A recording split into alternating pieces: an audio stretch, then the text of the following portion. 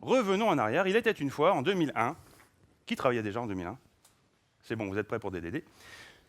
On avait un bouquin de pattern de J2E qui sort, et c'était super bien. Et donc, dedans, on parle de DAO, avec tout ça, les machins, plein de trucs compliqués. On parle de DTO, et puis, comme il y en a plein, on a besoin de factory de DTO, de DAO et de DTO, etc. Et puis, tout ça, à un moment donné, on se dit, c'est compliqué quand même, tout ce bazar. Puis, il y a Rod Johnson, d'ailleurs, qui trouvait la même chose, d'ailleurs. Donc, il a proposé d'autres choses pour varier tout ça. Et puis, heureusement, rapidement, on a trouvé mieux. Rapidement, il y a un nouveau livre qui sort, qui s'appelle Domain Driven Design, en 2003. Et dedans, on parle de repository. Alors, qu'est-ce qu'on fait dans nos équipes ? On passe partout où il y a des DAO, on les renomme en repository. Le tour est joué, ça y est, on est beaucoup plus moderne, on colle à l'actualité de notre industrie. Et puis, comme ils se ressemblent tous, on en fait un générique. Et puis, Hibernate arrive, et donc on fait le générique repository. Et on n'a rien compris. C'est pas ça le repository. C'est pas DDD. Donc, à ce niveau-là, très souvent, on va dire « je fais du DDD », parce que j'ai mis un repository comme nom dans un DAO, et je crois faire du DDD, mais pas du tout. Donc finalement, à ce point, là, fail. C'est quoi DDD ? C'est pas facile à expliquer, mais je vais essayer. Donc maintenant, c'est le générique. Je m'appelle Cyril. Je suis développeur encore depuis pas mal de temps, et vous suivez-moi sur Twitter à Siriux. J'ai surtout créé, on me connaît à Paris pour avoir lancé la communauté Paris Software Craftsmanship, qui se rassemble tous les mois, et qui se rassemble ce soir au Meet and Greet à 20h30. Donc si vous ne connaissez pas le Paris Software Craftsmanship, venez ce soir pour découvrir. C'est des professionnels qui se mettent ensemble et qui parlent pour être de meilleurs professionnels. Je suis aussi créateur de la société Arola, et chez Arola, on aime tous les trucs en DD, dont des DD. Et on est donc 60 consultants passionnés, et on a un stand, passez nous voir, pour prendre nos dés de dommage qui font fureur depuis hier. Donc des DD, c'est quoi ? DDD, c'est avant tout un bouquin, on l'a déjà dit, créé par quelqu'un qui s'appelle Eric Evans et qui est juste brillant. Il a un esprit qui voit des choses qu'on ne voit pas d'habitude. Mais on est donc dans la subtilité. Et là, on le voit ici faire son training, son immersion course, donc son cours qui prend 4 jours. Et donc, c'est un livre de patterns. Ça veut dire qu'il est organisé en plein de petits morceaux de conseils organisés avec chacun nommé. Et il y en a beaucoup. On va évidemment pas parler de tout ça aujourd'hui. DDD, c'est aussi un sujet qui intéresse surtout les développeurs seniors. Donc si vous travaillez déjà en 99 ou en 2001, vous avez plus de chances de vous y intéresser, parce qu'il faut un certain temps, il faut avoir essayé plein de frameworks, plein de technologies, pour finalement avoir réalisé que le salut ne vient pas forcément des frameworks et des technologies, et qu'il faut peut-être chercher ailleurs. Et quand on cherche ailleurs, on arrive à comment je travaille, et c'est là où on s'intéresse à DDD. C'est très respecté, mais c'est aussi très galvaudé. Un bloc sur deux va vous enduire d'erreurs, en insistant sur des choses qui ne sont pas importantes. Et pour beaucoup de monde, on découvre DDD par CQRS, qui l'a popularisé en grande partie.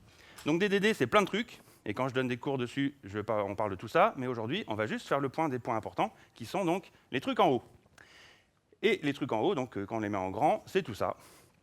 Et on va les voir un par un, le plus possible sous forme d'exemples, parce que sinon, on ne peut pas comprendre si on n'a pas d'exemple. Ça, c'est l'hygiène de base en développement, j'ai insisté.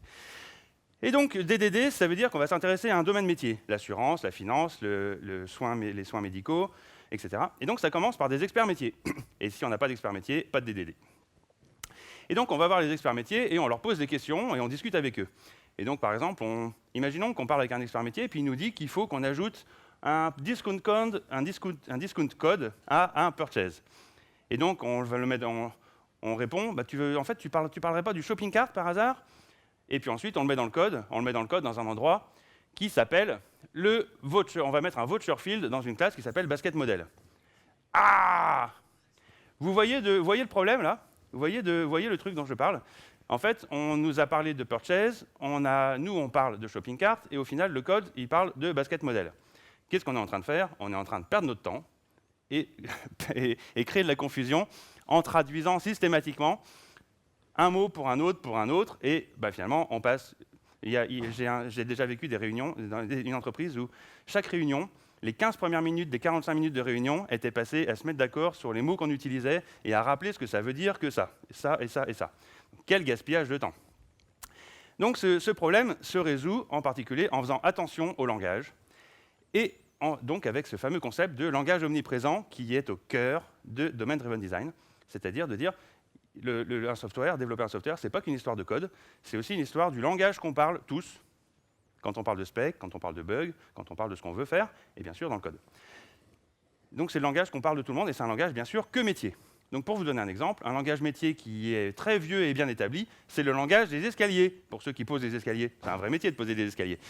Et donc un exemple de langage métier qui a bien mûri, c'est ça. On a donc des marches, des paliers, mais le palier du milieu, ce n'est pas le palier du milieu, c'est le palier de repos. La marche tout en haut, ce n'est pas la dernière marche, c'est la marche d'arrivée. Et le côté de l'escalier, là, ce n'est pas juste le côté de l'escalier, ça porte un nom, c'est la paillasse. Vous voyez, donc c'est un vocabulaire qui est très précis et qui permet donc d'être très efficace quand on communique. Quand dans nos métiers, régulièrement, surtout dans le digital, non, on dit numérique, bordel, on doit inventer nos mots aujourd'hui. Le vocabulaire, on le fabrique. Et c'est quelque chose, en DDD, je vais surtout vous dire, il faut y penser. Il faut faire attention aux mots qu'on choisit et en prendre bien soin et savoir précisément ce qu'ils veulent dire. Et s'ils sont faciles à chercher, etc., c'est mieux. Et si vous comprenez ce qu'ils veulent dire, c'est encore mieux. Et en finance, si vous comprenez ce qu'est un swap, vous allez beaucoup mieux coder votre swap ensuite.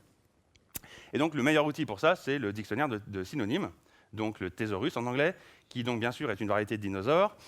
Et quand vous lui donnez un mot, bien sûr, il vous répond des synonymes comme ça. Donc, c'est bon? Vous avez vu que c'était une blague? Ouais, vous pouvez rire un peu. En fait, personne ne la comprend d'habitude. Donc, c'est toujours au second. Il faut que j'insiste toujours lourdement pour que ça finisse par être drôle. Et bon, bref, à la fin, c'est drôle. Plus je galère, plus c'est drôle, en fait. Oui, je dois quand même m'approcher de vous. Et donc, ce langage omniprésent, c'est le principe de base, c'est que tout le monde le parle, tout le temps, partout, dans les conversations, dans les emails qu'on s'échange, et tellement partout qu'on le parle aussi dans le code. Concrètement, ça veut dire quoi? Ça veut dire que si je suis avec quelqu'un du métier, un expert, vous savez, le gars du métier des pubs de dentifrice, qu'on a vu tout à l'heure, et vous êtes dans le métier du dentifrice, vous ouvrez votre projet dans Eclipse ou IntelliJ, vous regardez le navigateur de classe et d'interface, et l'expert métier Colgate, là, il reconnaît tous les termes, il comprend ce que ça veut dire, parce que c'est son langage qui retrouve dans les noms de classe, les noms d'interface, les constantes d'énum, etc., partout. Donc là, c'est un exemple de gestion de flotte de véhicules pour détection de fraude pour les flottes de véhicules. Alors, comment savoir, quand vous l'avez fait bien, vous avez une technique pour le faire, c'est de faire un word cloud sur votre code. Essayez ça lundi, vraiment essayez-le, et puis donnez-moi des nouvelles. Imaginons par exemple, donc, vous scannez votre source code en Java et vous retirez juste les points-virgules, vous faites avec un grep ou avec une moulinette en texte, pas besoin d'un parseur. Hein. Vous virez les points-virgules, vous virez les keywords comme interface, classe, private, etc. Et vous prenez ce qui reste. Vous faites un word cloud avec. Si vous trouvez ça, c'est que votre métier, c'est ou bien la manipulation de chaînes de texte, ou bien que votre métier, il est perdu. Il n'apparaît pas dans votre code. Votre code parle que de trucs comme ça qui n'ont aucune importance, et on ne retrouve pas les mots de votre métier. Si vous trouvez ça, c'est beaucoup mieux. On a transaction de carte d'essence, monitoring de carte d'essence. Ça tombe bien, on est dans le métier des cartes d'essence, de gérer les cartes d'essence. Et donc, pour améliorer, si vous avez donc un score pourri à ce jeu-là, votre métier n'est pas bon, il est perdu, il est dispersé, peut-être qu'il y a trop de techniques, vous parlez trop technique et pas assez métier dans votre code.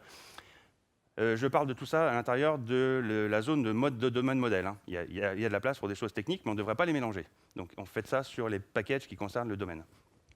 Comment améliorer ça? Par exemple, déjà, apprenez à vous passer de nuls, avec des null objects, par exemple, qui portent des noms métiers. Et surtout, reléguez de côté tout ce qui est technique. On ne devrait pas entendre parler de Spring, ni de Logger, ni de Javax. Rien de Javax dans un code qui parle de métier. On les sépare et on fait très attention à ne pas polluer le métier. Une façon d'être meilleur aussi à ce jeu-là, c'est d'appliquer tout ça. Je ne vais pas les élaborer, mais notez le nom, Object Calisthenics. Et ça, même si vous faites bêtement sans comprendre, tout va s'arranger, tout va s'améliorer quand même très fort. Donc ce langage métier, on le parle partout, partout, partout, et c'est le premier point essentiel de Domain Driven Design.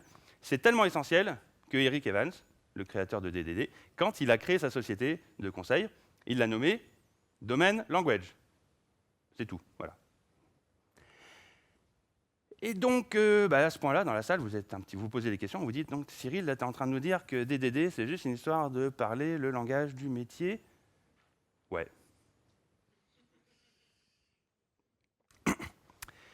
Et donc, si on n'avait plus de temps, là, c'est la fin de l'histoire, j'ai fait l'essentiel qu'il fallait dire, on a vu l'essentiel du sujet, vous gardez ça avec vous, et on a terminé, voilà. Et puis donc, achetez mon livre, qui est sur documentation vivante. Il est sur l'INPub, vous pouvez le prendre pour gratuit, et ça m'intéresse quand même pour faire monter les compteurs de nombre de lecteurs. Et bon, je rigole, hein, on a encore un peu de temps. Donc, maintenant, vous avez compris que DDD, c'est une histoire de langage. Quand est-ce que j'applique DDD ou pas? Imaginons que vous avez un projet qui consiste à dire « je veux une application pour détecter les fraudes de paiement ». C'est facile à faire? Qu'est-ce qui est difficile dans ce genre de projet? Ce qui est difficile, c'est de réussir à le faire, détecter les fraudes. Ce n'est pas un sujet facile. Il va falloir essayer, se rater, trouver des idées, améliorer. Dans le métier de détection de fraude. Ce qui est facile, c'est la partie technique, s'interconnecter à un bus, etc. Ça ne va pas poser de problème. Le risque est dans le métier. Je prends DDD. Je veux faire une application, pas forcément difficile, mais dont le but est de battre nos concurrents, d'être meilleur que nos concurrents. Il faut quand même donc là être très pertinent. C'est notre cœur de métier. La valeur, elle est aussi dans mon métier, dans la façon dont je gère le métier. Je prends DDD. J'ai besoin de faire une application to-do list qui sera très très belle et qui va être numéro 1 sur l'App Store parce qu'elle est une ergonomie sans faille, etc. Elle est super jolie cosmétiquement. J'en ai rien à foutre de DDD. Je prends un truc crude. Je prends Ruby on Rails. Ça ira très bien, ça ira très vite, ça ira beaucoup plus vite que qu'une démarche DDD. Et je n'ai pas besoin de faire attention à mon métier. Donc DDD, ce n'est pas tout le temps, ce n'est pas partout.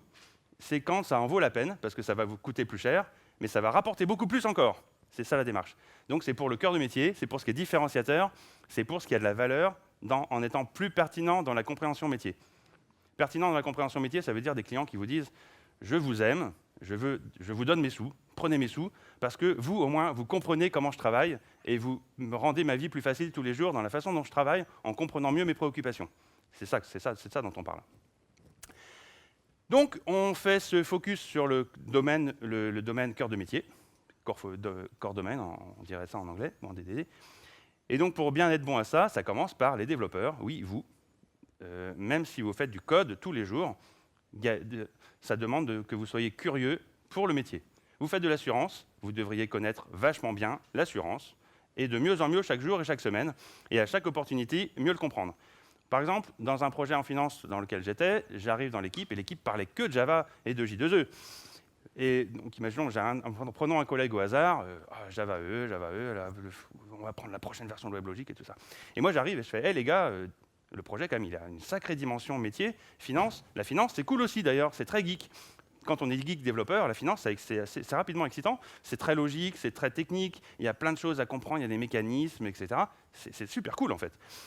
Et le temps passe, et puis progressivement, l'intérêt pour le métier grandit, et ça devient contagieux. Et donc, si vous-même vous êtes convaincu, votre boulot, c'est de contaminer vos collègues pour qu'ils s'intéressent de plus en plus à investir un peu de temps dans le métier. Et donc, vous pouvez aussi mettre en place des micro-formations, 30 minutes après déjeuner, etc., des petites choses, pour investir sur tout ça. À ce niveau-là, donc, on s'intéresse au métier, on développe, et quand on commence une fonctionnalité, on va commencer par des exemples. Et comment on fait ça? BDD. Voilà, merci. Bon, je n'ai pas besoin de faire le talk, en fait.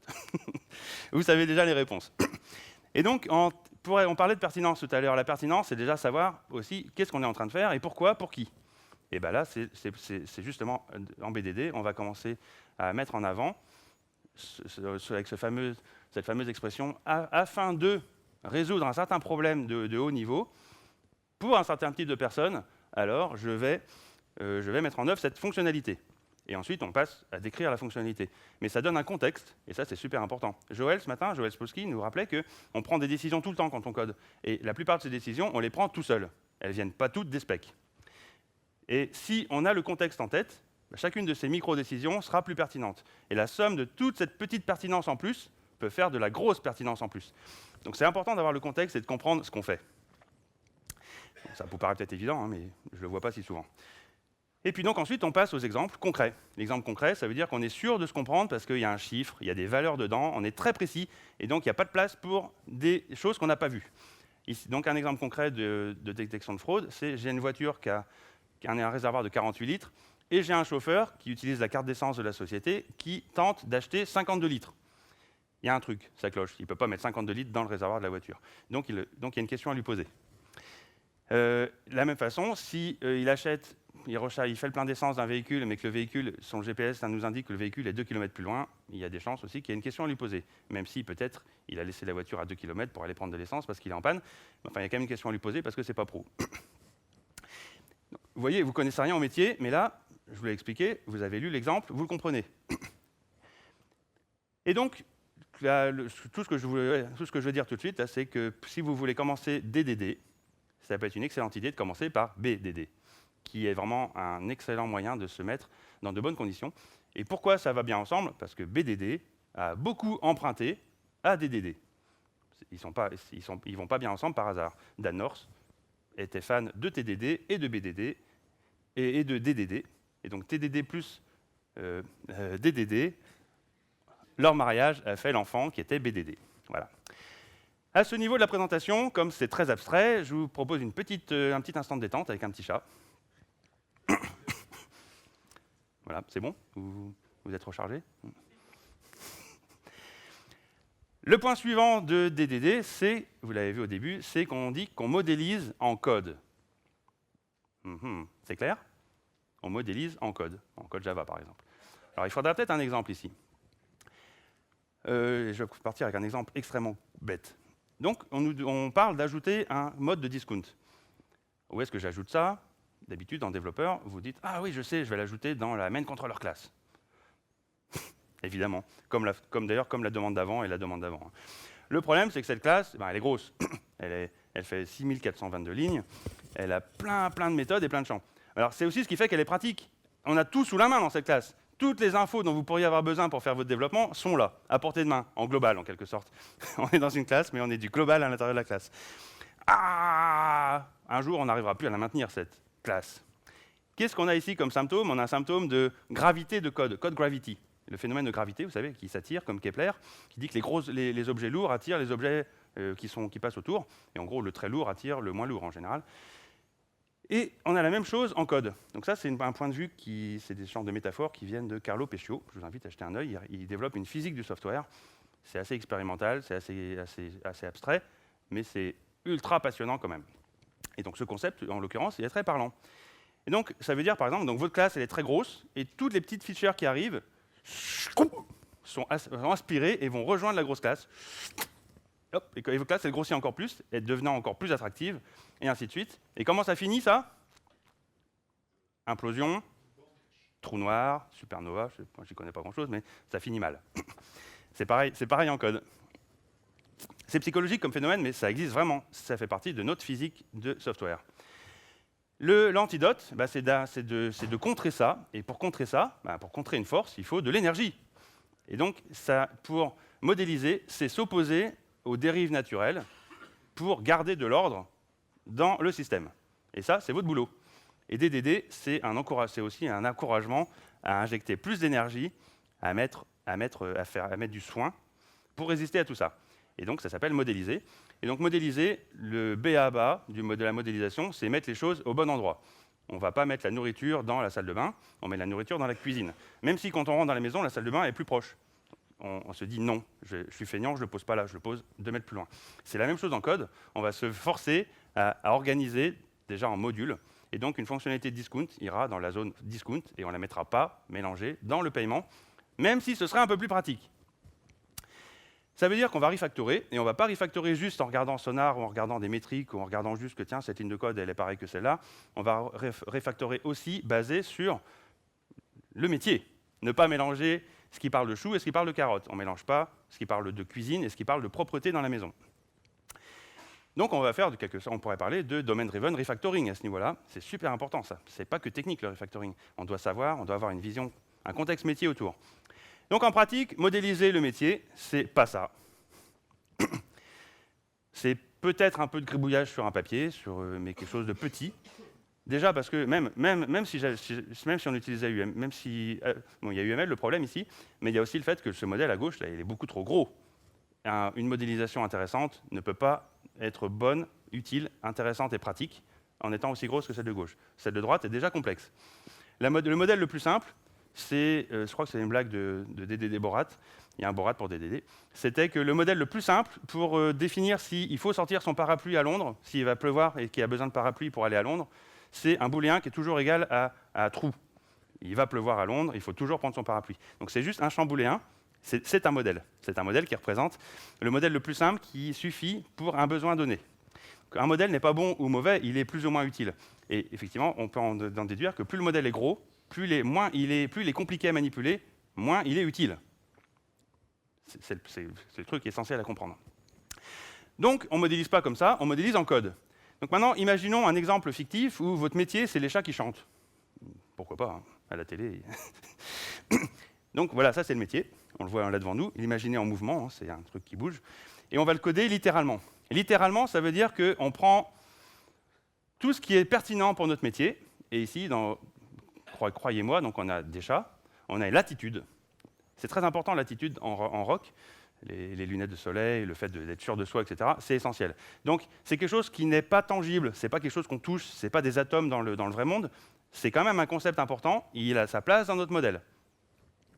Il y a un microphone, il y a le concept de chanter, il n'y a pas que des noms, hein, il y a des verbes, c'est très important, les comportements. C'est même, on chante dans un microphone. Et puis, il y a le concept de playback. Le rock a quand même grandi avec le playback. Et tout ça, c'est pas juste une description statique, ça bouge, ça s'exécute. Dans votre console, vous lancez le code, et ça va vous cracher dans la console, ou même en text-to-speech, ça vous ferait « miou miou miou ». Voilà, c'est très important, ça bouge. Et vous vérifiez si ça fait ce que vous voulez que ça fasse. C'est quelque chose de... Voilà, c'est important. Bon, alors la blague que j'ai faite tout à l'heure, en fait, elle était prévue après. Et ici, donc vous pouvez re-rigoler. Merci. Non, vous êtes quand même un super public cool. Capitié du speaker. Comment on sait qu'on a fait un bon modèle et qu'on a bien modélisé? Alors déjà, il répond aux besoins, il passe tous les tests, il donne satisfaction des utilisateurs. Mais pour vous, développeurs, dans l'équipe de développement, quelqu'un arrive, il ne connaît pas le métier, il lit le code, il lance les tests, et il comprend tout. Ça lui sert d'outil de pédagogique métier. Ce n'est pas juste qu'il comprend comment ça marche, il comprend les concepts. Le code suggère comment ça marche. Vous voyez, ça marche. On peut faire ça que si on est littéral, le plus littéralement possible, exprimer le métier de la même façon qu'on pense le métier dans nos têtes. Le code nous montre la même structure, la même façon de penser, les mêmes mécanismes. Les tests font partie de l'histoire, parce que vous pouvez lancer les tests, vous modifiez quelque chose dans le test, vous supposez que ça va changer, que ça va marcher un peu différemment. C'est vrai ou c'est pas vrai, vous apprenez comme ça, un peu comme un jouet Montessori. Quand on fait ça, ce qui est marrant, c'est que un résultat, c'est que vous entendez peut-être des fois ça dans les boîtes, surtout les grosses corporations, les DSI aiment bien ce genre de discours. On veut l'alignement entre l'IT et le système informatique, etc., etc. Et quand vous entendez ça, d'habitude, vous dites bullshit. N'est-ce pas? Et pourtant, si vous faites la modélisation métier littéralement comme on vient de l'évoquer, eh bien en fait, vous le faites déjà, ça. Vous le faites concrètement, dans les détails, et aussi dans les grosses mailles. Forcément, si vous faites ça, vous identifiez aussi les zones techniques aux zones fonctionnelles. En vrai, par hasard, ça n'arrive jamais, hein. Une application est toujours à cheval sur plein de trucs, métiers. Mais si on fait attention et qu'on réurbanise, comme on disait il y a longtemps, alors on obtient cet alignement idéal qui dit qu'une zone métier cohérente n'est gérée que par un système précisément, ou de deux systèmes qui sont en tandem et qui se complètent parfaitement avec un point de coupure identifié. C'est très concret, en fait. C'est très, très concret. Alignement fonctionnel. C'est bon, la photo? Il faut que je revienne? C'est une idée importante. C'est vrai que je serais ravi qu'elle se retrouve sur Twitter un jour. Donc, l'alignement one-to-one, c'est ça, l'alignement IT business. Et donc, en entreprise, c'est le boulot aussi de l'architecture d'entreprise, mais qui est le boulot de tout le monde, en fait. C'est le boulot de chacun dans chaque équipe. C'est juste qu'en général, vous manquez peut-être de compétences là-dedans. Et donc, voilà, c'est un moyen. Dans ce cas-là, la solution, c'est de faire monter la compétence localement. Et non, c'est pas Paul Stack. Hein. Donc, quelques exemples de tout ça dans du code. Imaginons encore un exemple très simple. On a deux zones métiers et Sonar vous montre des dépendances cycliques. Les dépendances cycliques, c'est mal, n'est-ce pas? Donc, on va casser une dépendance pour couper le cycle. Mais il y a deux façons de le faire, hein, n'est-ce pas? On prend laquelle? Oui, mais alors c'est quoi la mauvaise? Ça veut dire quoi? Donc il y a des outils d'analyse statique de code qui vont vous dire, ils vous montrent une matrice de dépendance, machin, et ils vous disent, ben voilà, couper celle-là, c'est plus facile que l'autre. Mais moi, je dis, c'est pas la bonne façon de le faire. C'est pas parce que c'est facile que c'est la meilleure.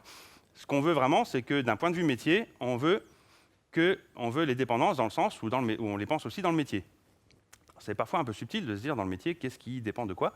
Mais il y a un modèle qui marche pas mal, c'est le modèle souvent militaire, opérationnel, tactique, stratégique. Et ce modèle-là suggère que le stratégique dépend du tactique, qui dépend de l'opérationnel, et on évite de remonter les dépendances dans l'autre sens. Si vous pensez votre métier de cette façon, ça va informer les dépendances que vous autorisez entre vos modules, qui représentent ces morceaux de métier. C'est très puissant, ça. C'est aussi très puissant pour décrire les règles de dépendance d'un point de vue macro, en très peu de mots, en très peu de contraintes, et ensuite les appliquer, malgré tout, à des milliers de classes. Et donc, par exemple, la business decision nous suggère qu'on va descendre. Decision making, c'est plutôt stratégique. Le dispatching, c'est plutôt opérationnel. Et donc, on a là un raisonnement métier qui a un impact technique sur la façon dont on définit nos contraintes d'architecture.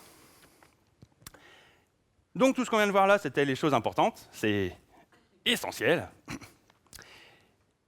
Et pour bien le faire, on a besoin de boîte à outils conceptuelle. Il n'y a rien à télécharger dans DDD, hein. Désolé, malheureusement. Il n'y a pas d'outils, il n'y a rien prêt à l'emploi. Il faut toujours faire l'effort d'apprendre quelque chose et de s'entraîner à l'appliquer et d'y penser même quand on a la pression et qu'on a envie de couper au travers.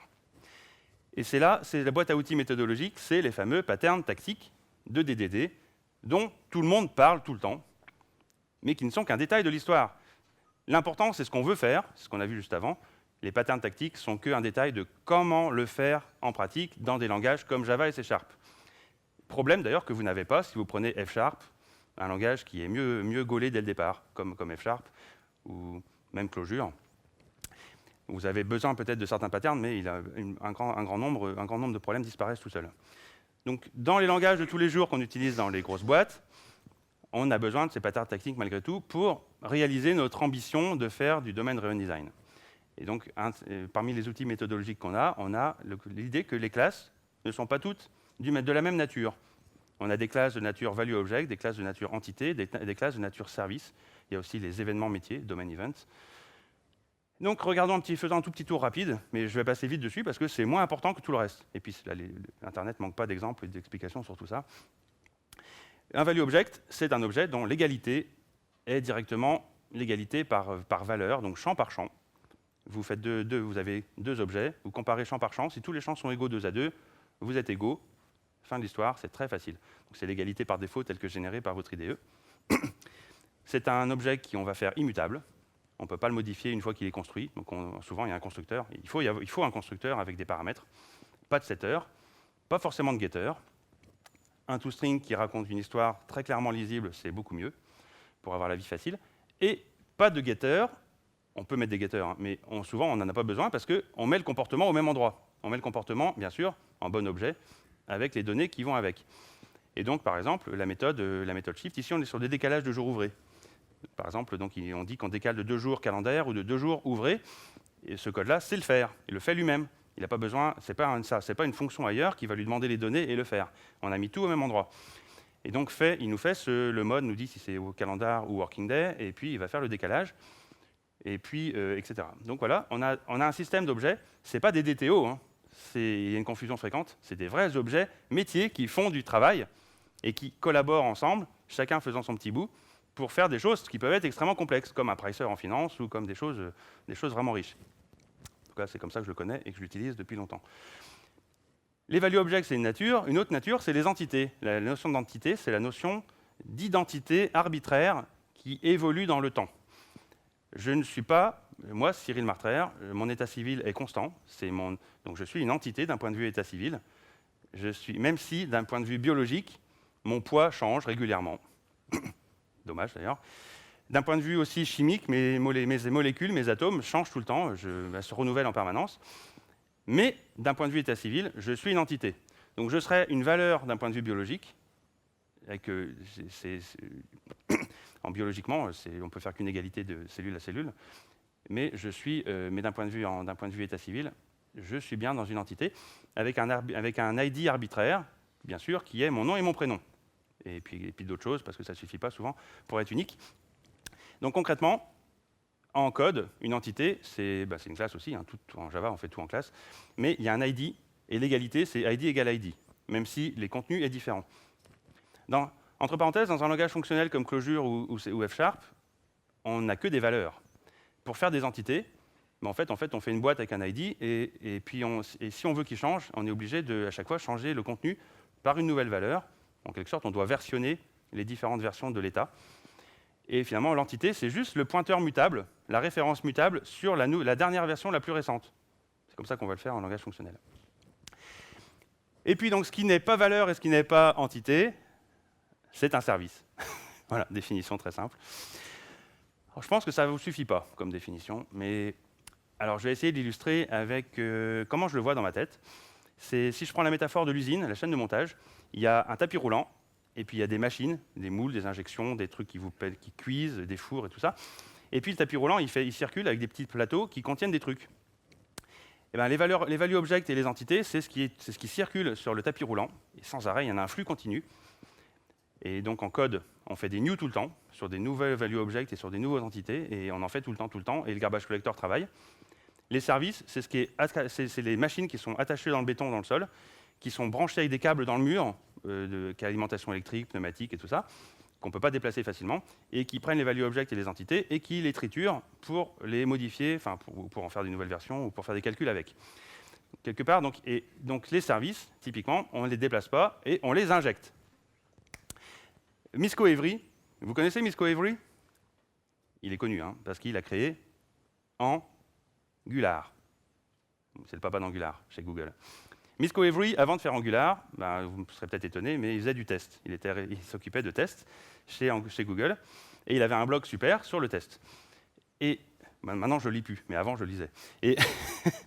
Et donc, il avait fait un blog que j'adore, qui disait « Il ne faut pas confondre, en Java, les classes qui sont newables et les classes qui sont injectables. » Les newables, c'est les entités et les value objects. On fait new dessus, on ne les injecte pas par Spring, forcément, parce qu'on new tout le temps.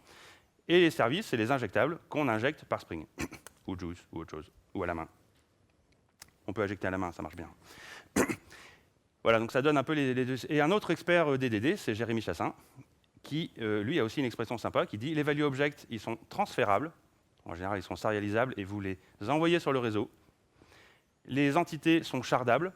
Shardable, c'est quand on partage le travail par un ID arbitraire. Par exemple, quand vous allez voter, vous voyez, il y a deux tables. Il y a une table, tous les noms de A à M et les noms de M à Z. Ça, c'est du shardable. C'est du sharding sur votre état civil, sur votre nom de famille. Et les services sont remotables. On ne les déplace pas, et si jamais on en a besoin ailleurs, on doit les appeler à distance. Donc, vous voyez, ça vous donne une sorte de classification des grands archétypes de classes dans un langage à classe. Alors, il y a quand même le repository aussi, qui on peut dire c'est une forme de service, mais c'est une forme de... Là, le repository, c'est un cas particulier, on est à l'intérieur de notre domaine modèle, en haut. Rappelez-vous, on ne veut pas de pollution technique. Mais comment on fait si on veut quand même appeler une base de données, ou appeler un bus, etc. Si on veut l'appeler en ayant l'initiative de l'intérieur du modèle. J'ai besoin d'appeler quelque chose, mais je ne veux pas en dépendre, je ne veux pas le connaître. La technique standard, c'est l'inversion de dépendance DIP du principe des solides, le D de solide, qui dit que dans ce cas-là, on ajoute une interface dans notre domaine métier, on l'implémente avec un adapteur en dehors qui va faire le lien avec un DAO, ce qui fait que quand j'appelle l'interface, au runtime, j'appelle le truc qui est le dehors, mais compile time, je ne le connais pas. C'est la magie de l'inversion de dépendance. Donc le repository pattern, en pratique, c'est comme ça qu'on l'implémente. Et c'est pas tout. Quand on ajoute une interface dans notre domaine modèle, on doit la nommer. Et donc on va la nommer d'un point de vue métier. Et donc on ne va pas la nommer la liste des produits ou liste des produits DAO interface, mais on va l'appeler catalogue, parce que c'est comme ça qu'on appelle la liste des produits dans un domaine. Et donc l'implème, par contre, on s'en fout, et ça peut être item list, DAO, non, il faut quand même la nommer bien, mais elle aura un nom technique, elle n'aura pas un nom métier. Et quand on fait ça, on a un domaine qui ne sait même pas comment les choses sont persistées. Et donc on parle de persistance-ignorance. Ça ne veut pas dire qu'on méprise la persistance, ça veut dire quand même qu'on ne mélange pas les deux. La persistance, c'est une histoire ailleurs. Dans un projet risqué sur le métier, on pourra travailler dans le domaine modèle avec des mocks pendant assez longtemps, pas assez longtemps, un mois, pas des années, mais sans jamais avoir besoin de persistance. On peut quand même travailler sans avoir toute l'infratechnique autour. D'un point de vue test, c'est super. Mais bon, par contre, ça ne veut pas dire qu'il ne faut pas attendre, qu'il ne faut pas livrer vite et souvent. Et donc là, c'est les messages que Paul Stack aurait portés à ma place. C'est-à-dire qu'il faut livrer vite et souvent malgré tout et pas attendre longtemps. Voilà. Donc le repository, en fait, c'est bien. Mais l'idée centrale, c'est de prendre un truc technique et de le déguiser d'un point de vue métier dans notre domaine modèle, avec une interface qui porte bien un nom métier comme catalogue ou contact book, même si ensuite ça va envoyer des mails au travers d'un adapteur d'infrastructure. Voilà, pour vous laisser digérer, là c'est encore le temps d'un deuxième petit chat.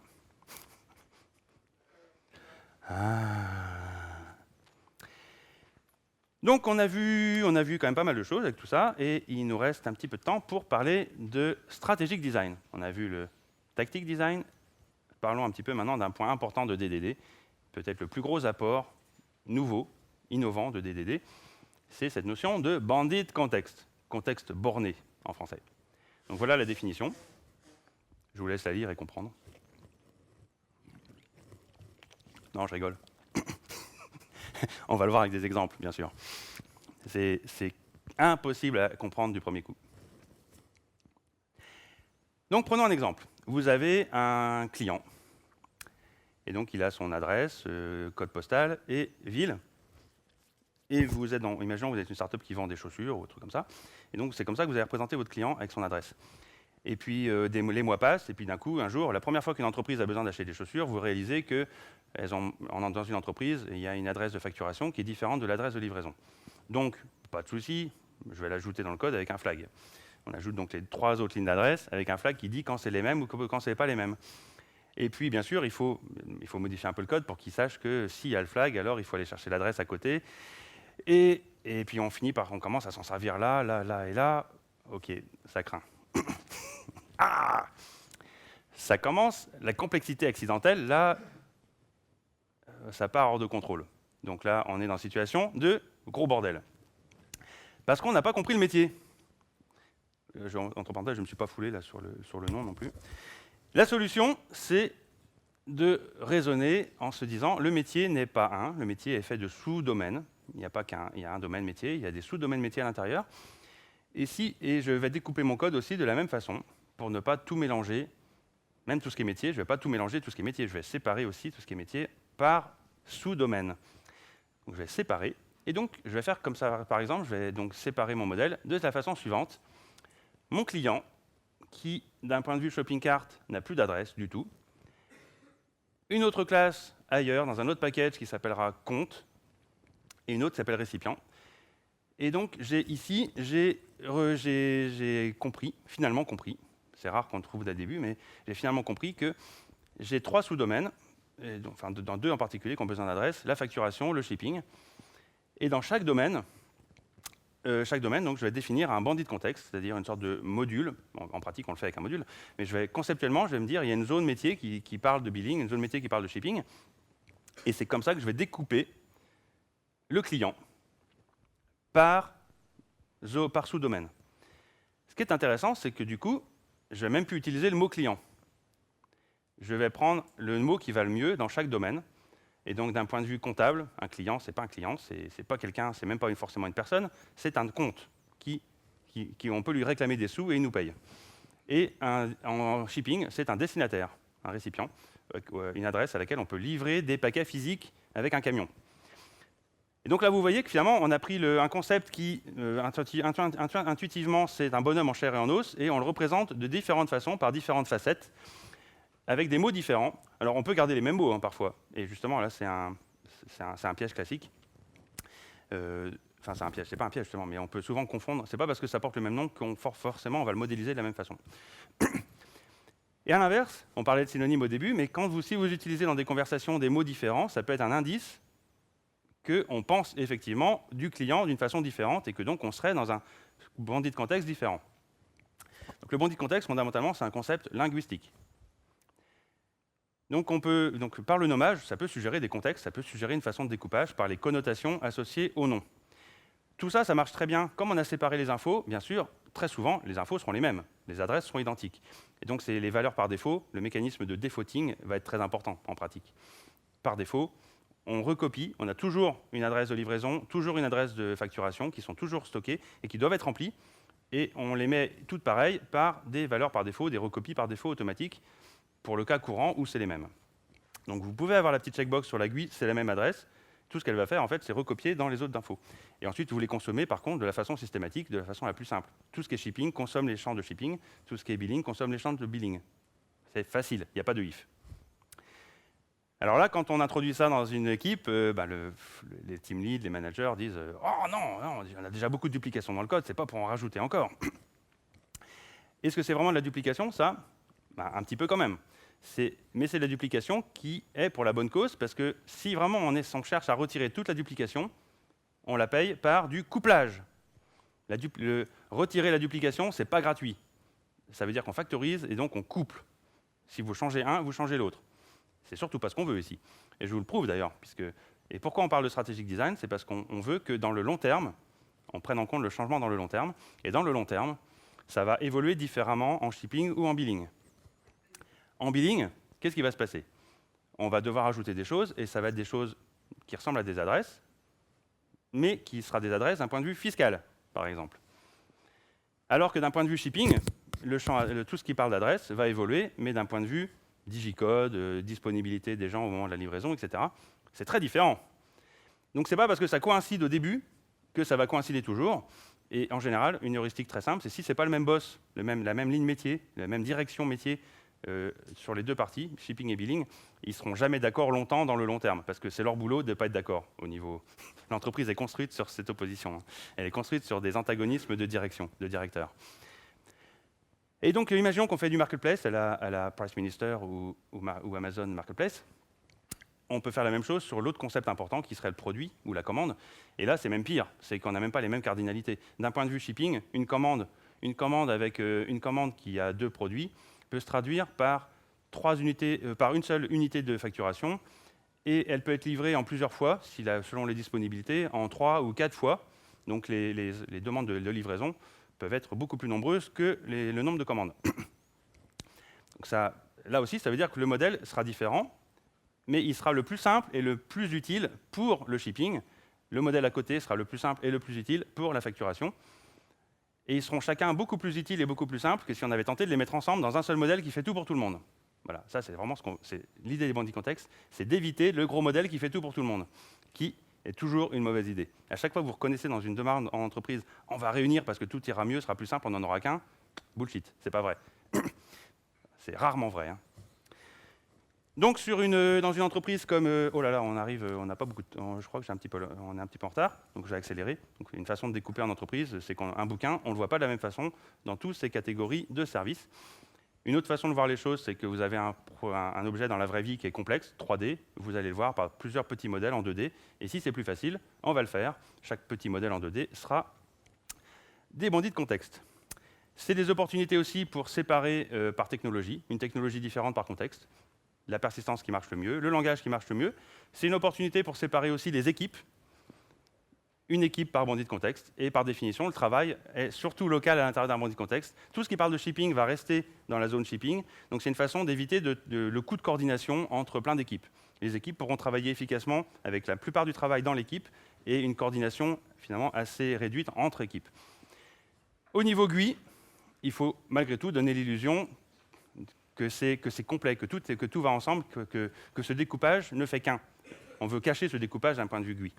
Et donc, on fera du mashup, ou des approches. Ce qui est amusant, c'est qu'Amazon est arrivé à cette démarche à l'envers, par des problèmes de scaling. Et chaque bandit de contexte n'ayant pas du tout les mêmes besoins de scaling, ça a encouragé de séparer avec des technos différentes, mais on arrive au même résultat. On a plein de services qui représentent chaque zone métier. Et ensuite, on donne l'illusion graphiquement que c'est la même chose, que c'est une seule expérience. Et donc le livre d'un point de vue pricing au milieu ou d'un point de vue recommandation, ce n'est pas du tout le même livre. Chacun vit sa vie. La recherche, bien sûr, a son index, qui a son propre modèle à lui. Et le lien entre les deux, c'est qu'il faut quand même alimenter. La recommandation dépend des achats passés. Et cette alimentation, on va la faire, mais en tâche de fond, en asynchrone. Par exemple, une River, Elasticsearch, etc. Et avec un délai maximum de synchronisation qui peut être, par exemple, une semaine pour la recommandation, c'est tolérable. Un jour, c'est tolérable. Une heure, c'est tolérable. En tout cas, on n'a pas besoin d'être à la milliseconde. Avec tout ça, notre vie est plus facile, et donc, tout va mieux. Alors, pour passer très vite sur les questions fréquentes, est-ce qu'on a besoin d'un framework DDD pour faire du DDD? Non. Merci, vous avez tout compris. Est-ce qu'il faut un langage particulier pour faire du DDD? Non. Mais c'est plus facile avec un langage qui va bien, malgré tout. En F#, parfois, on peut faire... Scott Vashlin fait des choses incroyables avec F#. Est-ce que DDD, c'est pour vous? Super. Mais voilà le test pour vous auto-diagnostiquer ou diagnostiquer vos collègues. Si vous préférez parler naturellement à la pause café de cases distribuées, c'est peut-être pas pour vous. Comment aller plus loin? Lire le livre bleu, lire Martin Fowler, essayer de l'event storming. Il y avait des sessions hier là-dessus. Et merci beaucoup pour votre attention sur ce sujet.